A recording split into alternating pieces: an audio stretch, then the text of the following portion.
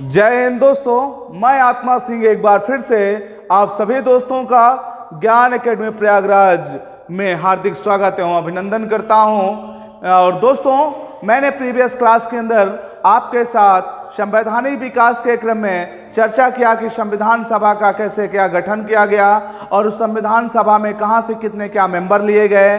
तो इस विषय में हमने आपके साथ डिस्कशन कर लिया। नेक्स्ट जो हमारा आने वाला टॉपिक है, मैंने माउंट बेटन प्लान के विषय में आपके साथ चर्चा किया।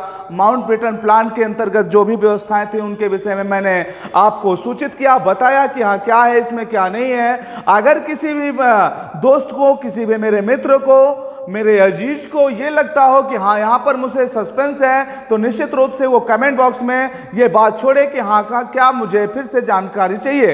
अगर मेजोरिटी अधिक रहती है बच्चों की, उसको जानने की लालसा रहती है, तो निश्चित रूप से मैं फिर से प्रयास करूंगा उस टॉपिक के विषय में डिस्कशन करने के लिए। इतनी सारी आपको फैसिलिटी दे सकता हूं। इसके बाद नेक्स्ट बात करता हूं कि मैं आज जो आपके साथ संविधान में के विकास के विषय में जो बात करूंगा, वो बात करूंगा भारतीय स्वतंत्रता अधिनियम 1947 के विषय में। और उसके पहले कुछ मोटिवेशनल पंक्तियां हैं, उनके विषय में देख लेते हैं। जो मोटिवेशनल पंक्तियां हैं दिया गया है, देखिएगा दोस्तों, ये जिंदगी हंसी है, ये जिंदगी हंसी है, इससे प्यार करो।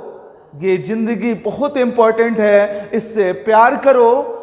अभी है रात तो सुबह का इंतजार करो। डगमगाना नहीं है दोस्तों, रात हुई है तो सुबह होना निश्चित है। अगर तकलीफ हुआ है तो आगे चल के आपको सुख मिलना निश्चित है। अगर आज स्ट्रगल कर रहे हैं तो कल सफलता मिलना बिल्कुल निश्चित है। दोस्तों आगे देखो, वो पल भी आएगा जिसकी ख्वाहिश है आपको, वह पल भी आपके सामने आएगा मित्रों, जिसकी हम बहुत शिद्दत से इंतजार जिसको करते रहते हैं। वो पल भी आ रहा है आजादी का, जिसका आपको संवैधानिक विकास के क्रम में शिद्दत से इंतजार था कि कब आएगा भारतीय स्वतंत्रता अधिनियम 1947।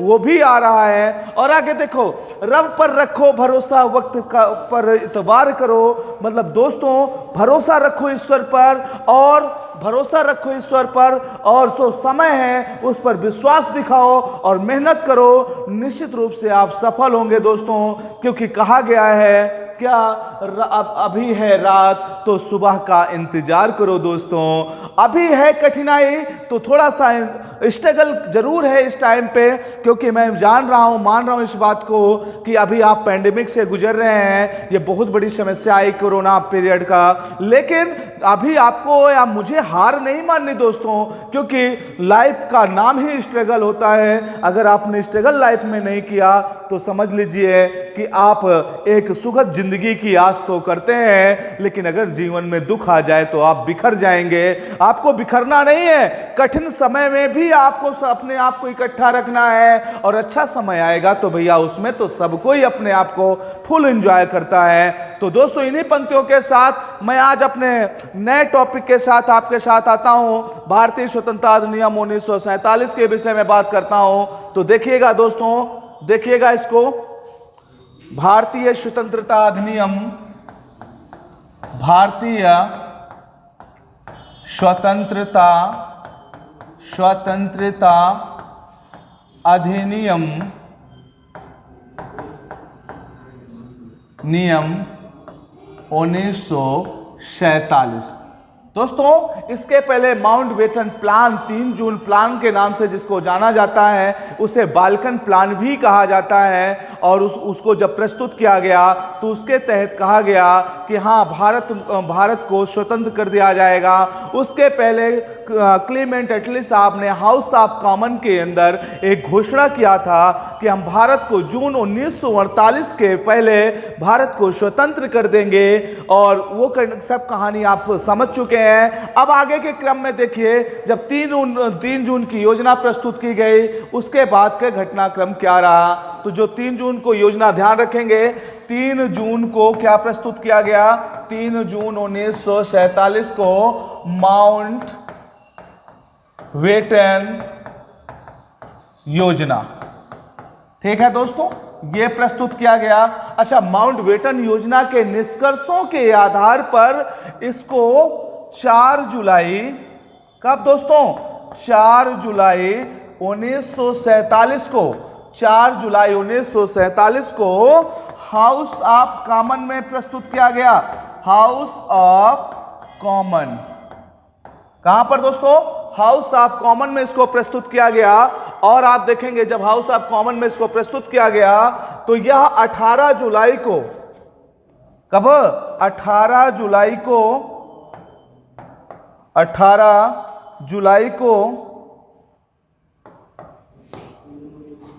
जुलाई को पारित हो गया या अधिनियमित हो गया कह सकते हैं। पारित हो गया क्या? 18 जुलाई को भारतीय स्वतंत्रता अधिनियम। 3 जून 1947 को माउंटबेटन प्लान आता है, इसके विषय मैंने आपको बता रखा है। उसके जस्ट बाद क्या हुआ? इसी माउंटबेटन प्लान के तहत 4 जुलाई 1947 को भारतीय स्वतंत्रता अधिनियम बनाया जाता है और उस अधिनियम को हाउस ऑफ कॉमन में प्रस्तुत किया जाता है। और जब ब्रिटिश पार्लियामेंट के सामने प्रस्तुत किया जाता है तो इसको 18 जुलाई 1947 को ब्रिटिश संसद द्वारा भारतीय स्वतंत्रता अधिनियम के रूप में अधिनियमित कर दिया जाता है या इसको पारित कर दिया जाता है, इसको अधिनियमित कर दिया जाता है, अधिनियमित कर दिया जाता है या दोस्तों इसको पारित कर दिया जाता है और फिर इसको भारत में ला करके लागू किया जाता है ना। तो इसको आप इतना क्लियर रखिएगा, एकदम क्लियर है कॉन्सेप्ट। 3 जून को माउंटबेटन प्लान प्रस्तुत हुआ या माउंटबेटन योजना आई, जस्ट उसके लगभग एक माह के बाद आपका आता है भारतीय स्वतंत्रता अधिनियम। किसके आधार पे? माउंटबेटन प्लान के आधार पे। 4 जुलाई 1947 को ब्रिटिश संसद के सामने इसको प्रस्तुत किया गया। फिर वहां से ये 18 जुलाई 1947 को पारित हो गया, अधिनियमित हो गया दोस्तों। ठीक है, इसका एक स्क्रीनशॉट लें, इसके बाद मैं आगे बढ़ता हूं, ध्यान दीजिएगा। इसके बाद मैं आगे बढ़ता हूं, ठीक है। अब देखिए आगे घटना क्या घटती है, आगे घटना क्या घटती है। देखें आगे घटना घटती है कि दोनों राष्ट्रों के लिए क्या हुआ, 15 इस अधिनियम के तहत क्या किया गया, जब यह अधिनियमित हो गया तो यह कहा गया इस अधिनियम में कि दो नए अधिराज्यों की स्थापना की जाए। 2 नए अधिराज्यों की स्थापना की जाए, ठीक है। यह भारतीय स्वतंत्रता अधिनियम में कहा गया। अच्छा, फिर जो है इसका बंटवारा किया गया कब? 14 अगस्त, मतलब कह सकते हैं 15 अगस्त की रात को, 14 अगस्त की रात को, मतलब जब इसका बंटवारा हुआ 2 अधिराज्यों के रूप में। तो एक अधिराज्य था पाकिस्तान और दूसरा अधिराज्य था भारत। कौन था? एक था पाकिस्तान, दूसरा अधिराज्य था भारत। अब फिर इसके बाद क्या कंडीशन रखी गई कि 2 अधिराज्य तो होंगे लेकिन दोनों राष्ट्रों के लिए पृथक पृथक गवर्नर जनरल होंगे, ये सब कंडीशंस होंगे। तो देखिएगा दोस्तों, जो 2 अधिराज्य हो गए, पाकिस्तान अधिराज्य हो गया, भारत अधिराज्य हो गया, तो दोनों के गवर्नर जनरल अलग अलग होंगे, दोनों के लिए संविधान सभाएं अलग अलग होंगे। लेकिन यह बात कही गई कि जो वर्तमान की संविधान सभा है, चाहे वो मुस्लिम लीग की रही हो चाहे भारत के मतलब कांग्रेसियों की रही हो, दोनों के लिए कहा गया कि जो वर्तमान की संविधान सभा है वो विधानमंडल के रूप में कार्य करेगी और 1935 के अधिनियम को आधार मान करके जब तक संविधान नया बनकर तैयार नहीं हो जाता तब तक इस व्यवस्थाओं को लागू किए रखेगी या इसी के तहत शासन व्यवस्था संचालित होती रहेगी। तो देखिएगा दोनों अधिराज्य हुए। अब क्या हुआ कि दोनों अधिराज्यों में गवर्नर जनरल की नियुक्ति की बात की गई। तो जो पाकिस्तान था, पाकिस्तान के जो गवर्नर जनरल नियुक्त किए गए वो किए गए मोहम्मद अली जिन्ना। कौन किए गए? मोहम्मद अली जिन्ना। ये कौन है? गवर्नर जनरल है मोहम्मद अली जिन्ना, ठीक है, मोहम्मद अली जिन्ना है, मोहम्मद अली जिन्ना। और ये क्या थे? गवर्नर बनाए गए। कहां के? पाकिस्तान के। पाकिस्तान के क्या बनाए गए? गवर्नर बनाए गए। पाकिस्तान के ये गवर्नर बनाए गए। और पाकिस्तान का जो प्रधानमंत्री बनाया गया, प्रधानमंत्री जो पाकिस्तान के बनाए गए वो मिस्टर लियाकत अली साहब को बनाया गया। किसको बनाया गया? लियाकत अली साहब को बनाया गया। लियाकत अली, लियाकत अली साहब को वहां का प्रधानमंत्री बनाया गया। अच्छा, भारत की स्थितियां क्या रही? भारत की स्थिति, अब ये पाकिस्तान अपना जो स्वतंत्रता दिवस है वो 14 अगस्त को मनाता है। दोस्तों ध्यान रखिएगा, 14 अगस्त 1947 को। अभी इसका कॉन्सेप्ट मैं बताऊंगा कि ऐसा क्यों होता है। और आगे देखिएगा 15 अगस्त को भारत जो है 15 अगस्त को अपना स्वतंत्रता दिवस मनाता है। 1947 को ये स्वतंत्रता दिवस मनाता है। भारत में भी दो कंडीशंस आपको देखने को मिलेंगे, दो कंडीशंस देखने को मिलेंगे। एक तो गवर्नर जनरल की स्थिति क्या थी, किसकी? गवर्नर जनरल की एक स्थिति क्या थी। दूसरी स्थिति देखेंगे हम, प्रधानमंत्री कौन था यहाँ का, प्रधानमंत्री के पद पर कौन आसीन हुए। तो देखिएगा गवर्नर जनरल के पद पर जो आसीन होने वाले प्रथम व्यक्ति रहे यहाँ भारत की तरफ से, वो लॉर्ड माउंटबेटन साहब ही थे। लॉर्ड माउंटबेटन, ध्यान दीजिएगा, जो पहले भी गवर्नर थे भारत के, लॉर्ड माउंटबेटन साहब। और प्रधानमंत्री के रूप में JL नेहरू साहब रहे, JL नेहरू साहब रहे। ठीक है, पंडित जवाहरलाल नेहरू साहब रहे। दोस्तों क्या क्लियर है यहां तक का कॉन्सेप्ट? अगर यहां तक का कॉन्सेप्ट क्लियर है तो एक बार जरूर लाइक करिएगा, लाइक बटन को जरूर प्रेस कीजिएगा और अपने दोस्तों को, ज्यादा से ज्यादा दोस्तों तक शेयर करिएगा इस वीडियो को, क्योंकि काफी इंपॉर्टेंट वीडियो है। और मैंने कहा था ना, जिसकी ख्वाहिश थी वो आप ईश्वर पे विश्वास करो, वो आपके सामने आ रहा है। रात के बाद तो सुबह आती ही है ना दोस्तों। तो अब गुलामी के बाद तो आजादी आएगी और रात के बाद सुबह का आनंद अलग होता है दोस्तों। ठीक है, इसीलिए जो ध्रुवों पे रहते हैं उनको क्या पता 6 महीने का दिन, 6 महीने की रात, लेकिन जिनका पर डे दिन और रात आता है ना, रात में वो आराम करता है, सुबह से फिर काम करता है, रात को फिर आराम करता है, सुबह को फिर से काम करता है। सेम वैसी कंडीशन के साथ यहाँ पर आजादी के पर्पज से ही ये कंडीशन आ गई क्या, कि अब आजादी आपके बिल्कुल करीब आ गई दोस्तों, जिसका आप इंतजार कर रहे थे। तो देखिए मैंने आपको क्या इसमें बताया कि 14 अगस्त 1947 को पाकिस्तान अपना स्वतंत्रता दिवस मनाता है, 15 अगस्त 1947 से भारत अपना स्वतंत्रता दिवस मनाता है। आखिर दोनों के बीच ये अंतर क्यों, जब एक ही राष्ट्र के दो पार्ट हुए, एक ही राष्ट्र को दो भागों में डिवाइड किया गया, तो आखिर ये दोनों के बीच में ये डिफरेंस देखने को क्यों मिलता है। तो इसके विषय में मैं आपको एक ज्योग्राफिकल एनालिसिस देता हूं।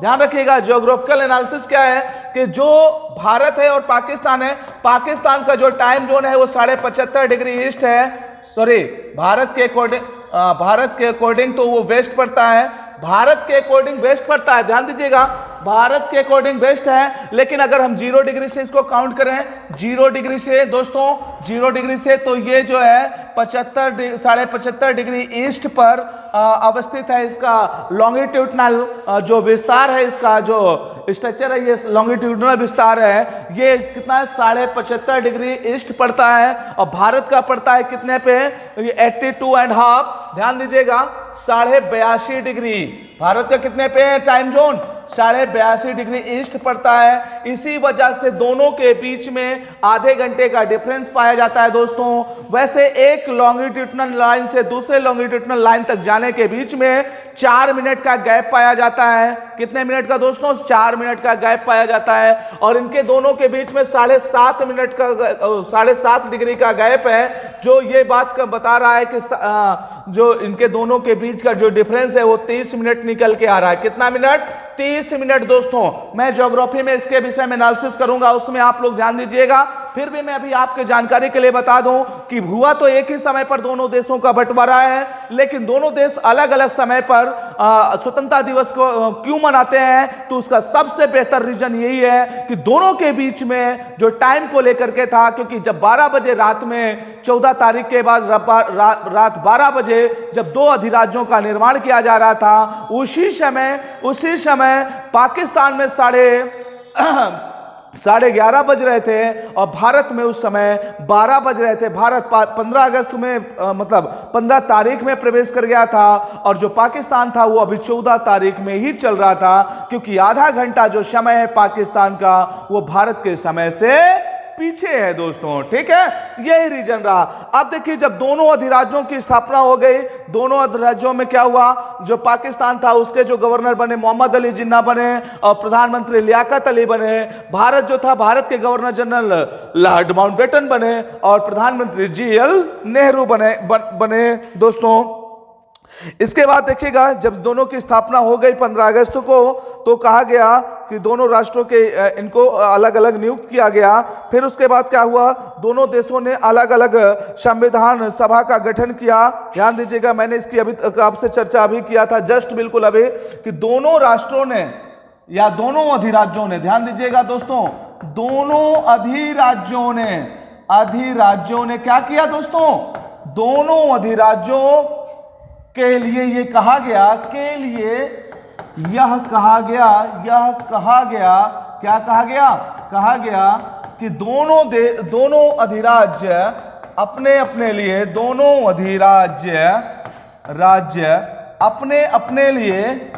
अपने लिए संविधान सभा का गठन कर सकते हैं, गठन करेंगे, ऐसा मानेंगे, करेंगे। ठीक है दोस्तों, लेकिन ध्यान दें, लेकिन बहुत ही इंपॉर्टेंट फैक्ट यहीं पे ध्यान देना होगा आपको, जरूर देखिएगा। कहा गया जो वर्तमान संविधान सभा, ध्यान दीजिए, वर्तमान संविधान सभा है, जो वर्तमान संविधान सभा है वो क्या करेगी, वो विधान मंडल के रूप में काम करेगी, विधान मंडल के रूप में। दोस्तों ध्यान दें, विधान मंडल मोस्ट इंपॉर्टेंट है, ये बहुत अच्छा जरूरी है जानना।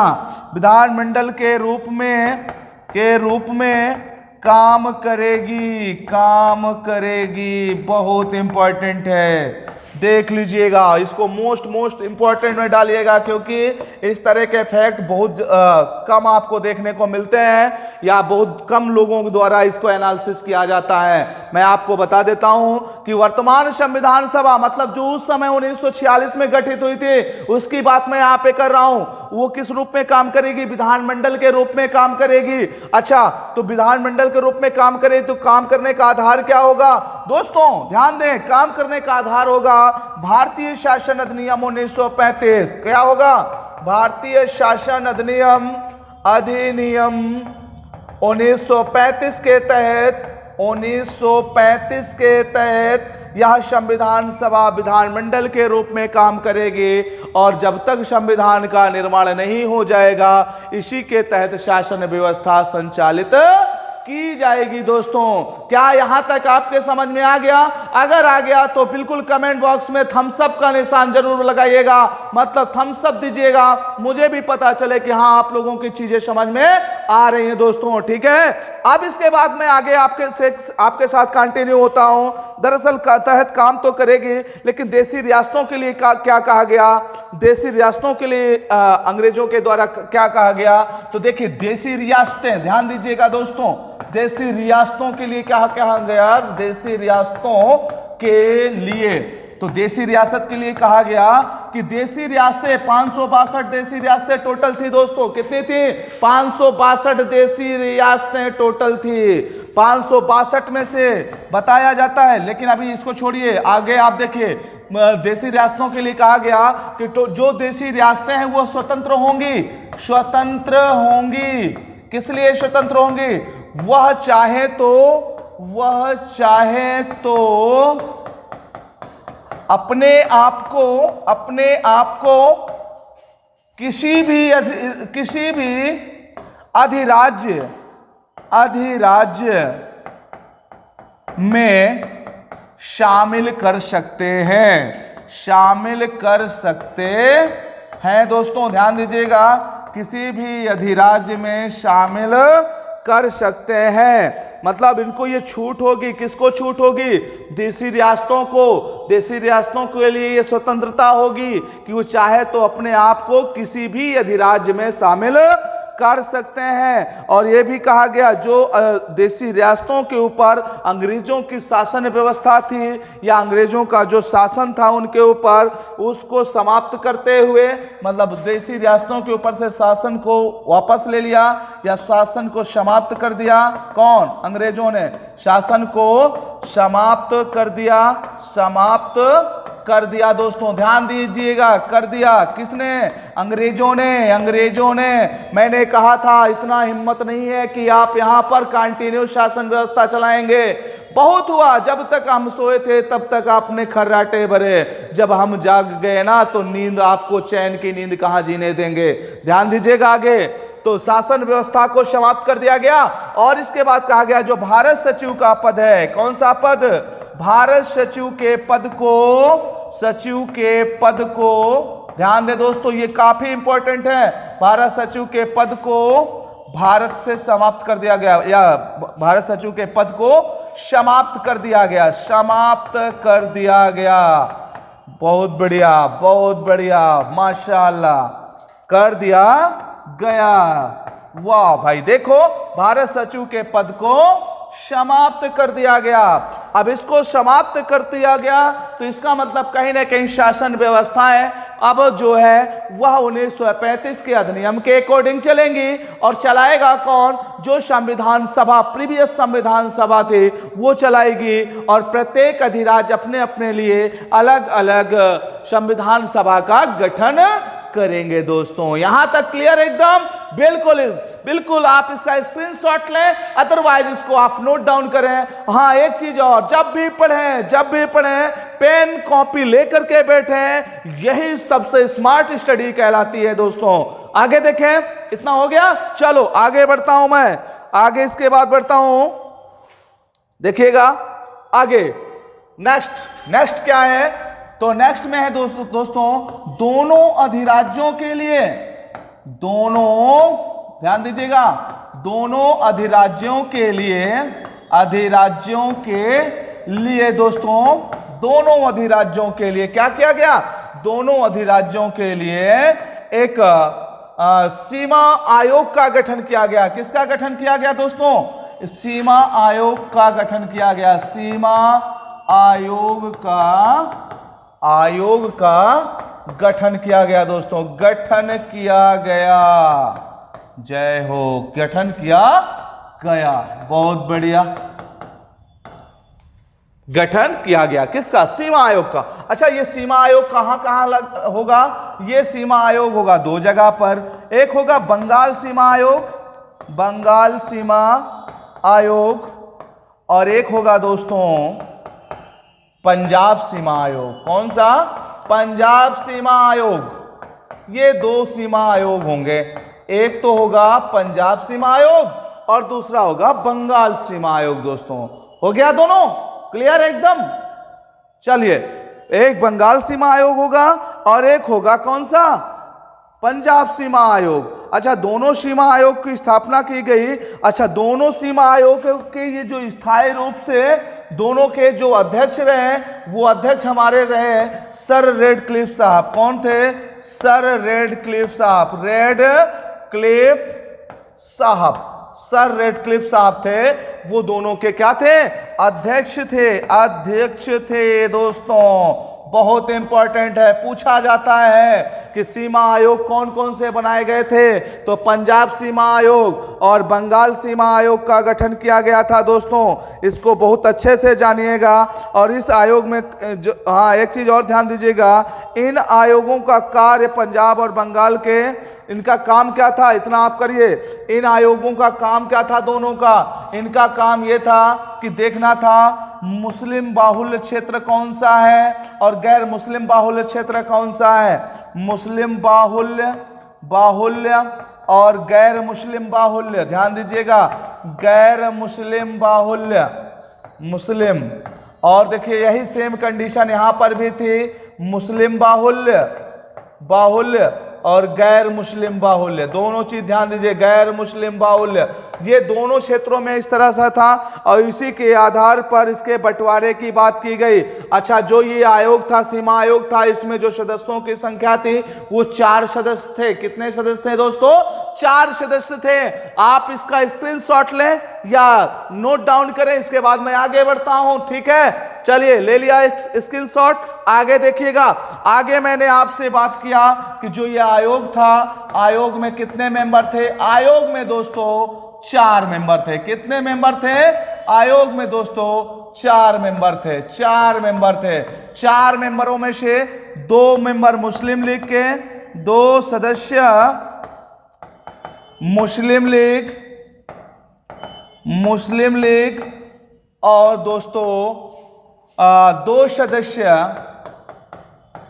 सदस्य कांग्रेस से थे। कहां से थे? कांग्रेस से थे दोस्तों। इस तरह से दो सदस्य इसमें निर्धारित किए गए थे। ठीक है दोस्तों, अब दो सदस्यों के द्वारा इस सीमा आयोग का गठन किया गया और इस सीमा आयोग ने अपना कार्य दोनों के लिए किया। अब देखो, दोनों राष्ट्र अपने अपने संविधान सभा में अपने लिए संविधान का निर्माण कर सकेंगे, ये बात तो मैंने आपको बता ही दिया था। और क्या कहा गया? तथा उन्हें ब्रिटिश कॉमनवेल्थ से पृथक होने की स्वतंत्रता होगी। और कहा गया इन दोनों देशों के लिए, नोट लिख लीजिएगा, नोट में कहा गया इन दोनों राष्ट्रों को यह अधिकार होगा। क्या अधिकार होगा? यह अधिकार होगा कि वह अपने आप को राष्ट्रमंडल के देशों से, राष्ट्रमंडल समझ रहे हैं, कॉमनवेल्थ, राष्ट्रमंडल के देशों से पृथक कर सकते हैं। ठीक है दोस्तों, पृथक कर सकते हैं। यहां तक कि आपकी मेरी बात हो गई। अब इसके बाद देखेंगे आगे। तो जो ये कंडीशन आई, क्या इन दोनों राष्ट्र, अब यह अधिकार होगा, इन दोनों राष्ट्रों को यह अधिकार होगा कि यह अपने आप को राष्ट्रमंडल के देशों से पृथक कर सकते हैं दोस्तों। अब इसके बाद आगे क्या चीज दिया गया कि जो इसमें कहा गया कि हाँ ठीक है, यहां तक ये हो गया। आगे जो सदस्य या कह सकते हैं जो एक स्वतंत्रता पश्चात गठित अंतरिम मंत्रिमंडल था, वो उसमें कौन कौन लोग शामिल थे, यहां तक की बात आपको क्लियर है? चलिए इसके बाद देखते हैं, इसके बाद क्या होता है। लॉर्ड माउंटबेटन साहब जो थे, लॉर्ड माउंटबेटन साहब जो थे, का वो कार्यकाल कब तक होता है? वह कार्यकाल 15 अगस्त से लेकर के 15 अगस्त 1947 से लेकर के कब तक होता है? से 20 जून 1948 तक का इनका कार्यकाल होता है। इसके बाद स्वतंत्रता के बाद भारत में एक फिर से अंतरिम गवर्नमेंट की स्थापना की गई। तो वह उस अंतरिम गवर्नमेंट में 20 जून 1948 के पश्चात, दोस्तों ध्यान रखिएगा, यह काफी इंपॉर्टेंट डेट है, बहुत महत्वपूर्ण डेट है, क्योंकि 15 अगस्त 1947 से लेकर 20 जून 1948 तक अध्यक्ष के पद पर कौन रहे? अध्यक्ष के रूप में या गवर्नर के रूप में कौन रहे? वो रहे लॉर्ड माउंटबेटन। अब इनकी जगह पर कौन आएंगे? सी राजगोपालाचारी। कौन आएंगे? इसके बाद, जस्ट इसके बाद आएंगे सी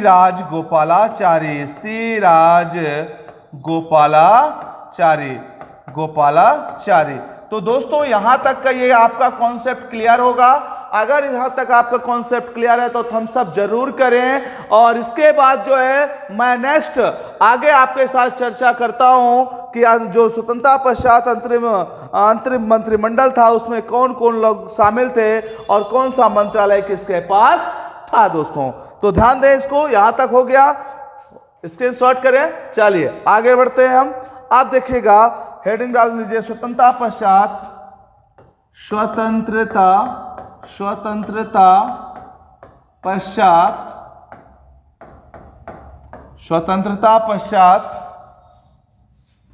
गठित अंतरिम मंत्रिमंडल।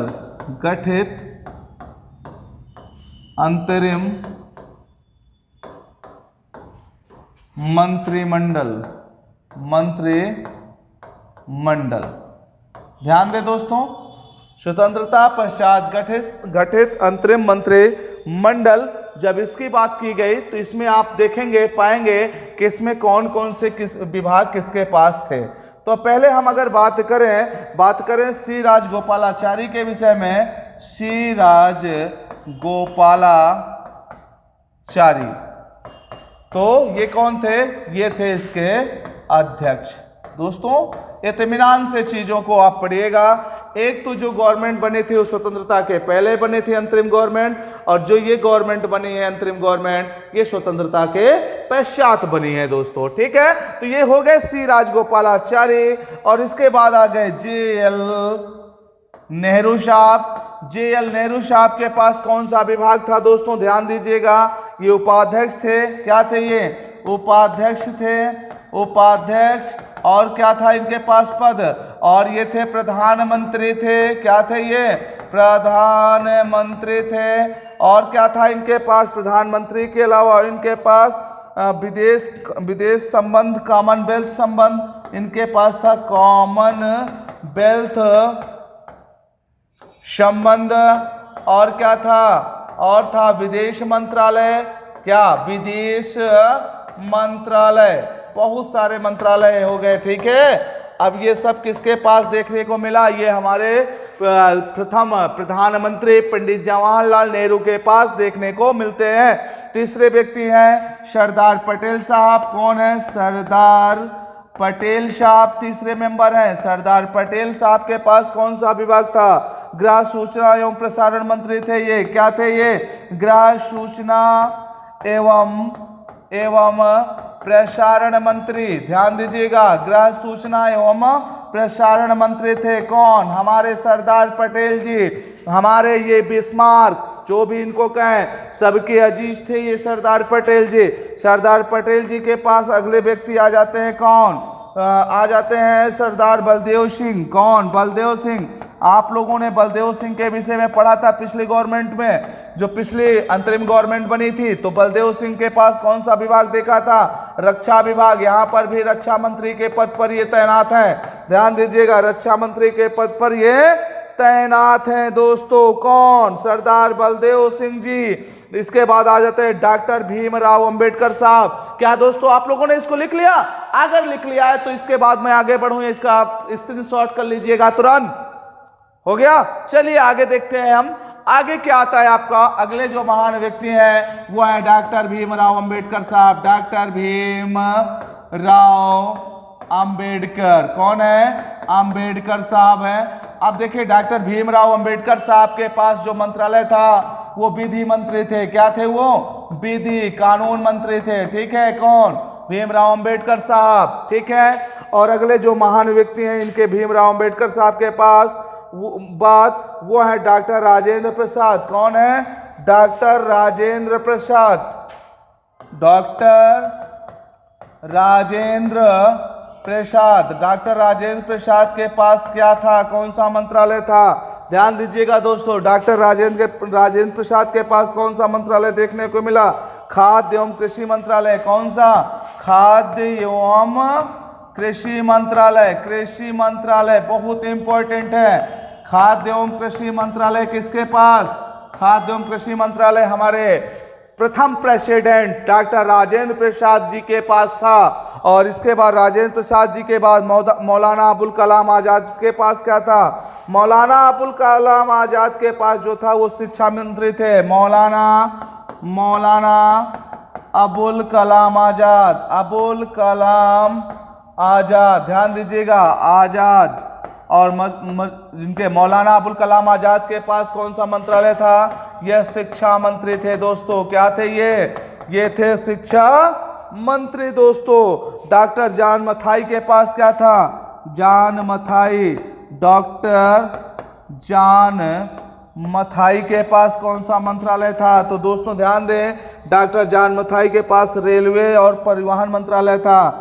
रेलवे एवं परिवहन मंत्री थे। कौन थे ये, रेलवे एवं परिवहन मंत्री। मैंने कहा था बहुत इंपॉर्टेंट है, ये बहुत ही महत्वपूर्ण है। कौन, महत्वपूर्ण है जॉन मथाई साहब, याद रखेंगे इसको, बहुत इंपॉर्टेंट है, बहुत ही महत्वपूर्ण है। और ये वाला भी इंपॉर्टेंट है, मौलाना अबुल कलाम आजाद क्या थे, शिक्षा मंत्री थे दोस्तों। आगे देखेंगे इनके बाद बाबू जगजीवन राम के पास कौन सा विभाग था, बाबू जगजीवन राम के पास कौन सा विभाग था, तो ध्यान दे दोस्तों, इनके पास था श्रम विभाग। कौन सा, श्रम विभाग था। किसके पास, बाबू जगजीवन राम के पास श्रम विभाग था दोस्तों। अगर किसी को कोई डाउट है तो बताएं, इसको आप लोग लिखते जाएं, इसका स्क्रीनशॉट ले लीजिएगा, ध्यान दीजिएगा, इसका ले लीजिए स्क्रीनशॉट, इसका एक ले लीजिए। चलिए हो गया।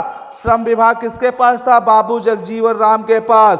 और जान मथाई साहब के पास क्या था? रेलवे और परिवहन मंत्रालय। तो आगे देखिएगा नेक्स्ट, इसके बाद नेक्स्ट देखते हैं, अगला है C.H. भाभा के पास क्या था? C.H. भाभा किस मंत्रालय से जुड़े थे? तो C.H. भाभा के पास था वाणिज्य मंत्रालय। आप लोगों को याद है ना, वाणिज्य मंत्रालय, विधि मंत्रालय, वित्त मंत्रालय, ये सब पिछली बार किसके पास थे? रेलवे मंत्रालय, सब मुस्लिम लीग के पास थे जब 1946 में गठित हुआ था। C.H. भाभा के पास क्या था? वाणिज्य मंत्रालय, मतलब ये क्या थे? वाणिज्य मंत्री थे। कौन? C.H. भाभा। गौर से देखिएगा, बहुत इंपॉर्टेंट है, बहुत बार पूछा हुआ ये क्वेश्चन भी है, बहुत बार भिन्न एग्जामों में यह क्वेश्चन आपसे पूछा गया है दोस्तों, तो इसको आप ज्यादा गौर कर लीजिएगा। 2-3 ऐसे इंपॉर्टेंट हैं व्यक्तित्व जिन पे मैं आपसे विशेष चर्चा कर रहा हूं, इनको आपको जानना बहुत ही जरूरी है, क्योंकि इनसे क्वेश्चन अक्सर पूछे ही जाते हैं दोस्तों। आप देखिएगा C.H. भाभा के बाद जो नेक्स्ट महान व्यक्ति हैं, अगले व्यक्ति देखते हैं कौन है? रफी अहमद किदवई। कौन? रफी अहमद किदवई। कौन है? रफी अहमद किदवई। रफी अहमद किदवई के पास कौन सा मंत्रालय था दोस्तों? तो इसको देखेंगे संचार मंत्रालय। कौन था? संचार मंत्रालय, है ना? कौन था मंत्रालय था? संचार मंत्रालय था दोस्तों। रफी अहमद किदवई के पास कौन सा मंत्रालय आप देख रहे हैं? रफी अहमद किदवई के पास कौन सा मंत्रालय है? उनके पास है आपका संचार मंत्रालय। आगे देखिएगा नेक्स्ट, आगे देखिएगा राजकुमारी अमृता कौर। कौन? राजकुमारी अमृता कौर। राजकुमारी अमृता कौर के पास कौन सा विभाग था? राजकुमारी अमृता कौर के पास स्वास्थ्य विभाग था। कौन था? स्वास्थ्य मंत्री थी, स्वास्थ्य मंत्री थी। कौन? राजकुमारी अमृता कौर। ध्यान दीजिएगा, ये महिला है राजकुमारी अमृता कौर। बारंबार कह रहा हूं, इंपॉर्टेंट है, मोस्ट इंपॉर्टेंट है, इसको मोस्ट इंपॉर्टेंट की श्रेणी में रखिएगा। क्या? वेरी वेरी इंपॉर्टेंट है, मोस्ट इंपॉर्टेंट ये क्वेश्चन है। ठीक है दोस्तों, बहुत ही महत्वपूर्ण क्वेश्चन है। चलिए बताइएगा, एक मेरा क्वेश्चन भी है कि 1946 में जो अंतरिम सरकार का गठन किया गया था, उसमें स्वास्थ्य मंत्री कौन थे? स्वास्थ्य मंत्रालय किसके पास था? इसको बताइएगा आप लोग, कमेंट बॉक्स में जरूर इसका जवाब दीजिएगा, तभी मैं जानूंगा कि आप लोग पढ़ाई करते हैं, अदरवाइज मुझे कैसे पता चलेगा आप लोग स्टडी भी करते हैं। मैंने क्वेश्चन किया 1946 में जब आज़ादी हमको नहीं मिली थी, उस समय जब अंतरिम गवर्नमेंट का गठन गया था, कैबिनेट मिशन प्लान के तहत अंतरिम गवर्नमेंट का जो गठन किया गया था, उस समय स्वास्थ्य मंत्री कौन थे? किसमें? अंतरिम सरकार में। ठीक है, बताइएगा, मुझे जरूर कमेंट में बताइएगा, इंतजार करूंगा आपका। यहाँ पे राजकुमारी अमृता कौर क्या है? स्वास्थ्य मंत्री हैं। आगे नेक्स्ट है R.K. षणमुखम शेट्टी। आगे है R.K. खड़मुख शेट्टी, वित्त मंत्री। R.K.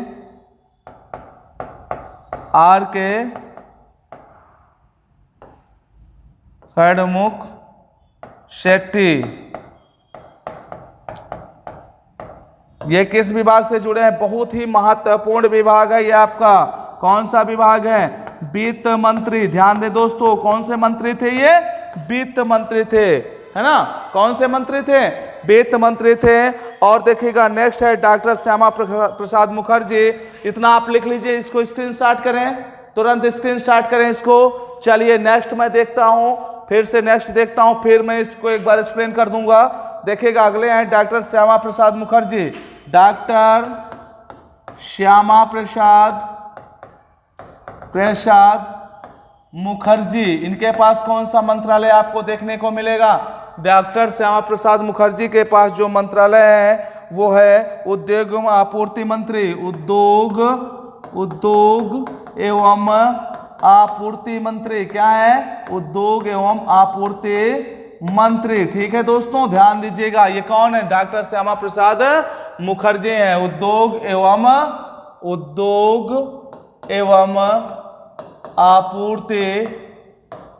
आपूर्ति मंत्री। ठीक है, और नेक्स्ट देखेंगे, एक अंतिम है, जो अंतिम व्यक्तित्व है वो है एन.वी. गाडगिल। कौन? एन.वी. गाडगिल। और इनके पास जो मंत्रालय है वो क्या है? कार्य ऊर्जा मंत्री हैं। कौन? कार्य खदान तथा ऊर्जा मंत्री। कार्य खदान एवं ऊर्जा मंत्री। ठीक है दोस्तों, ये रहा अंतरिम गवर्नमेंट उस समय का जब स्वतंत्रता प्राप्ति के उपरांत गठित की गई थी। अब आप लोग इसको एक बार फिर से देखिएगा, एक बार फिर मैं आपको दिखाता हूं। रफी अहमद किदवई के पास जो मंत्रालय था वो कौन सा मंत्रालय है? संचार मंत्रालय है। दोस्तों मेरे साथ बोलो, रफी अहमद किदवई के पास कौन सा मंत्रालय है? संचार मंत्रालय। राजकुमारी अमृता कौर के पास कौन सा मंत्रालय? स्वास्थ्य मंत्रालय। तीसरा है आर.के. खड़मुख शेट्टी के पास कौन सा मंत्रालय? वित्त मंत्रालय। और देखिएगा, और देखिए यहाँ पे कौन है? डॉक्टर भीमराव अंबेडकर किस मंत्रालय से जुड़े थे? विधि मंत्री थे। डॉक्टर राजेंद्र प्रसाद किस मंत्रालय से थे? खाद्य एवं कृषि मंत्रालय से थे। मौलाना अबुल कलाम आजाद किस मंत्रालय से थे? शिक्षा मंत्री। बहुत इंपॉर्टेंट, मोस्ट इंपॉर्टेंट, 4 स्टार कर लीजिएगा, इसमें कम से कम 4 स्टार कर लीजिएगा। यह क्वेश्चन जरूर आपके पेट में पूछा जाएगा, बिल्कुल निश्चित रूप से पूछा जाएगा, ध्यान दीजिएगा। शिक्षा मंत्री मौलाना अबुल कलाम आजाद। मैंने कहा ना क्वेश्चन, मैं एक क्वेश्चन सीरीज लाने वाला हूं, बहुत जल्द आपके सामने।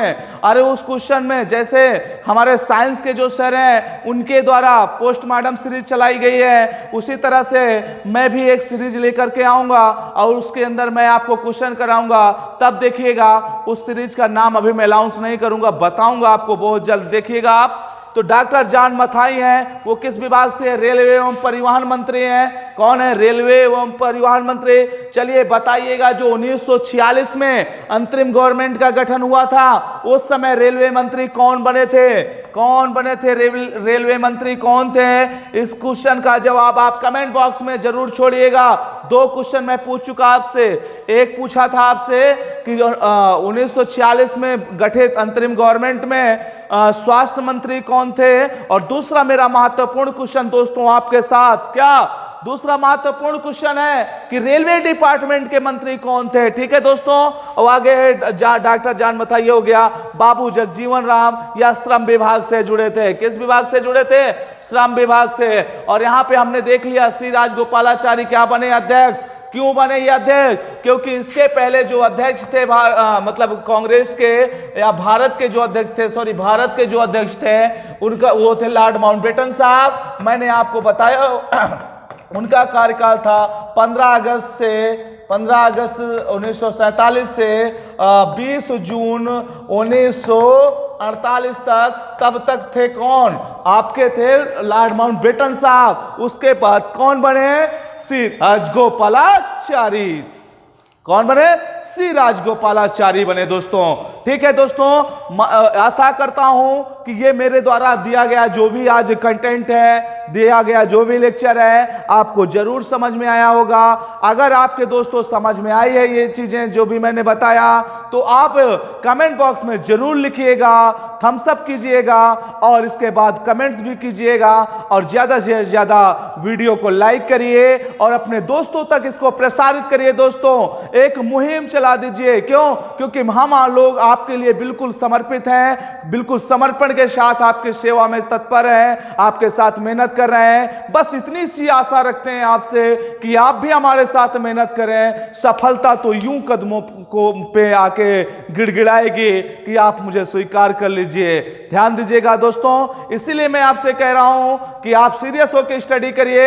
हमारी टीम के द्वारा जो भी कंटेंट दिए जा रहे हैं बहुत बेहतर रिसर्च के बाद दिए जाते हैं। आप बिल्कुल परेशान हो, बस पढ़ाई करिए, पढ़ाई करिए और अपने दोस्तों को मोटिवेट करिए, चैनल को सब्सक्राइब करवाइए। उससे क्या होगा कि आपके दोस्तों को भी इसका बेनिफिट मिलेगा दोस्तों, ठीक है। इसी शब्दों के साथ आज के लेक्चर को यहीं पे मैं समाप्त करूंगा और नेक्स्ट लेक्चर में मैं आपके साथ आऊंगा, फिर वहां संविधान का निर्माण कराऊंगा, उस पर बात करेंगे हम, ठीक है दोस्तों। तब तक के लिए खुश रहिए, हंसते रहिए, पढ़ते रहिए, खिलखिलाते रहिए और उसके बाद स्टडी पर जरूर जोर दीजिए, ध्यान दीजिएगा, ठीक है दोस्तों, ठीक है। तब तक के लिए जय हिंद।